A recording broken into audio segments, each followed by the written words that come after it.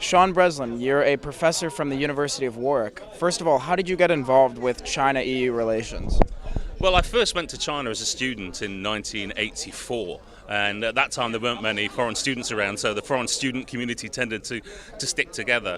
And as I continued working on my PhD, there was a community of scholars that I got engaged with in Europe, and bit by bit it tipped over from individual work to collectively working on a project with Asian partners on EU-Asia affairs. So it's something that's been building up over 15, 20 years actually.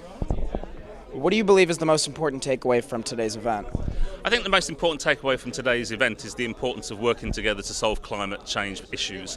We're moving towards the Paris conference later this year. There are big issues that need to be resolved. I think there's an appetite in China to work with Europe to solve common problems in terms of climate change, and this I think is essential for the future. You mentioned land and privilege as being potentially more important than inequality. Could you please expand on what you were talking about? Yeah, land in China has become commodified, but it's not been privatised. So local governments own the land, and what they do to raise money is often sell the land use rights on, moving people off the land. And this has been the cause of considerable discontent and indeed mass demonstrations in China over the past 5-10 years. People don't feel that they've got secure tenure and think that local governments are either acting wrongly or in some cases corruptly to make money off selling land. What do you believe is the best way the EU and China can work together? Okay.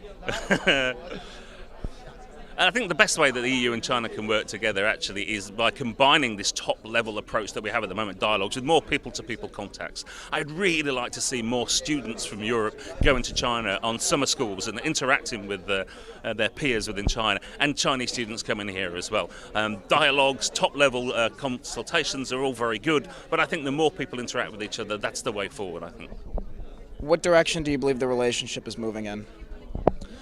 I think the direction is moving generally in a positive direction.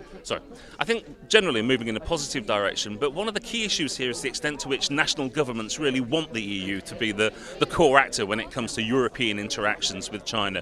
You'll find that lots of national governments still want to hold on to the relationship themselves, and it is very difficult, I think, for the EU to find a really fulfilling role for itself while national governments are still doing this. So I still think a lot needs to be done in terms of the relationship between national governments operating with China and the EU.